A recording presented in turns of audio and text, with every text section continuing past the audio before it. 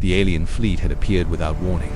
At first it was just a glimmer on the sensors, a faint cluster of ships emerging from beyond the Kuiper expanse. But within hours, there were undeniable thousands of vessels, each bristling with weapons that could wipe out entire continents.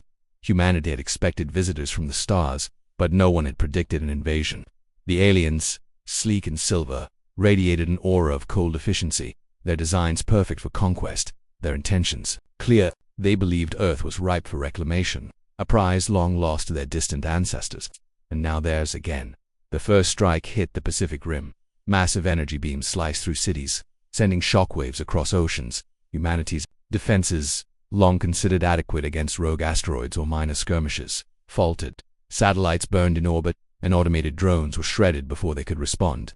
Yet, even in the face of overwhelming firepower, the human response was not panic. It was calculation, improvisation, and determination. In the United Nations Space Command on the outskirts of New York, Commander Elias Ward watched the incoming footage on a panoramic screen. His jaw was tight, his eyes scanning the alien formations, noting every vector, every pattern. He had been trained for years for scenarios just like this, though he had always hoped they remained theoretical. "They're moving too fast for conventional intercepts," said Lieutenant Mara Singh, standing beside him.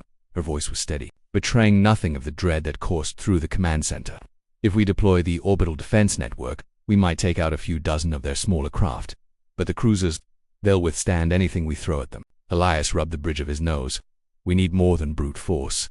We need strategy, something they won't anticipate." Outside the command center, humanity's cities were aflame, but that was just the beginning. Across the world, civilians were being evacuated to underground bunkers and orbital stations, and engineers were preparing experimental weapons. Humanity had always been the underdog, never the invader. But what they lacked in sheer technology, they made up for in adaptability. The aliens, known only to humanity as the Clithari, had come with arrogance. They moved like predators, confident in their supremacy. Their leaders, projected as holograms to each ship in the fleet, had little patience for negotiation. "Earth is ours," the Clithari High Executor had declared, voice modulated to an almost inhuman resonance. "Resistance is primitive. Surrender is inevitable. But humans, as the Executor would soon learn, were anything but predictable." The first major counterattack came from orbital platforms, previously thought too unstable for warfare. Using a combination of magnetically accelerated projectiles and the plasma bursts, humanity targeted the Clithorus formation, exploiting blind spots in their defense shields. Entire wings of the invaders were obliterated before they even realized the attack had begun. Sensors designed to map human capabilities had underestimated one critical factor: the human capacity for rapid innovation under pressure. Then came the strike on the Clithari command vessel hovering over the Atlantic. A squadron of human ships, retrofitted from commercial cargo liners, approached under stealth protocols. The aliens, expecting a straightforward assault, were stunned when explosives embedded in the hull of each ship detonated in a precise sequence, crippling the command ships' navigation systems. Human engineers had turned scrap into weapons, and in doing so, they revealed a frightening truth. Humanity did not need to match alien technology to defeat it. They only needed to understand its weaknesses and exploit them mercilessly. On the crippled alien ship, Executor Khalith's mind raced. The humans were adaptive, cunning, relentless.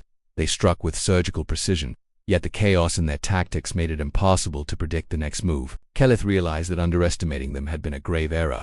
"Send reinforcements," he commanded, his voice tight with fury. "They will be crushed under the weight of our numbers." Humanity, however, had another plan. Deep beneath the deserts of Nevada, the Department of Defense and civilian scientists had been working on the culmination of decades of research, the Titan Project. It was a weapon unlike anything the Clithari had ever seen, a hybrid of artificial intelligence, human ingenuity, and quantum manipulation. Titan was not merely a weapon. It was a living network, capable of analyzing, learning, and evolving faster than any alien algorithm. When the Titan network was activated, it did not attack the Clithari with a predictable pattern. Instead, it adapted to every incoming threat, rerouting energy and resources, manipulating orbital trajectories, and creating decoys that confused even the most advanced sensors. Alien ships, confident in their superiority, found themselves falling into traps of human design, traps that were not merely physical, but psychological. Titan projected illusions, communications that made the aliens question each other, and signals that exploited cultural weaknesses the humans had uncovered through intercepted data. The battle reached its climax over the eastern seaboard, where the Clithari had concentrated their forces. Thousands of ships, each armed to annihilate entire continents, faced a human fleet that seemed dwarfed by comparison. Yet humans did not falter. Using Titan, they synchronized orbital defenses, fighter swarms, and ground-based missile systems in a dance of destruction that seemed almost supernatural to the alien invaders. Entire wings of Clythari cruisers vanished in what looked like random explosions, though each was orchestrated with meticulous precision. Commander Ward led a boarding party aboard the flagship of the alien fleet, a daring operation that relied on stealth, courage, and sheer nerve. The human boarding craft penetrated the defenses, weaving through laser fire and electronic countermeasures. When they finally breached the hull, Ward and his team were met with an alien crew that had never seen humans up close. The aliens were taller, stronger, and more imposing physically, yet they had not anticipated the audacity of a small band of humans, willing to risk everything to strike at the heart of the invader fleet. The ensuing combat was brutal but swift. Humans moved with a precision born of desperation, their tactics unpredictable, exploiting every flaw in alien design. Ward himself faced Keleth in the central command chamber. The Executor had assumed humans would be easy prey, but as Ward disarmed him using a combination of wit and improvised weapons, the sheer fear in Keleth's eyes was unmistakable. For the first time, the Clythari saw humans not as prey, but as forces capable of toppling gods. By the time the sun rose over a battered New York, the Clythari fleet was in retreat.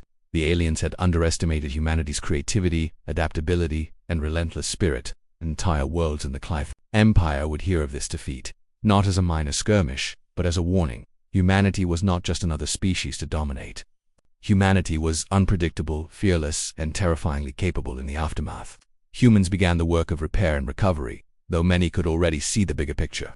Their victory had not come from superior technology alone, but from the very essence of human nature: resourcefulness, courage, and an unwillingness to bow to what seemed insurmountable. The Titan project had proven that humans could turn even limited resources into devastating power when combined with creativity and audacity. Elias Ward stood on a rebuilt observation tower overlooking the city. Fires still burned, but he did not see destruction. He saw potential. Humanity had faced extinction and survived. They had faced gods and made them tremble. And though the war was far from over, there were bound to be other alien powers watching from the darkness. They had sent a clear message to the universe: underestimate humanity at your peril. On the edges of the solar system, fragments of the Clythari fleet limped away. Commander Keleth transmitted a warning to his homeworld, his voice hollow. Earth is not what we expected. Their resilience, their cunning, even gods would fear them. And for the first time in millennia, the Clythari felt a shadow of doubt.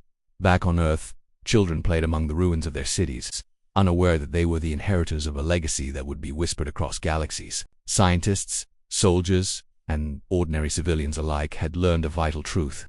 The human spirit could not be quantified, predicted, or conquered. In the quiet moments between rebuilding, Elias Ward walked through the streets of New York, past scorched buildings and shattered glass. Every step reminded him that humanity had survived not because of luck, not because of superior firepower, but because they had refused to be afraid. And in that refusal, they had achieved something more profound than victory. They had reminded the universe why humans were the species that even gods would think twice before challenging. The Clythari would return. Surely, other alien empires who would test the limits of human courage. But humanity now knew a simple truth: fear was a tool the weak wielded, and humanity was anything but weak. The stars had once seemed distant, cold, and unapproachable. Now, humanity understood them as a canvas for their ingenuity, a stage for their audacity, and a mirror reflecting the terrifying, beautiful power of what it meant to be human. And the universe, for all its vastness and mystery, had taken notice.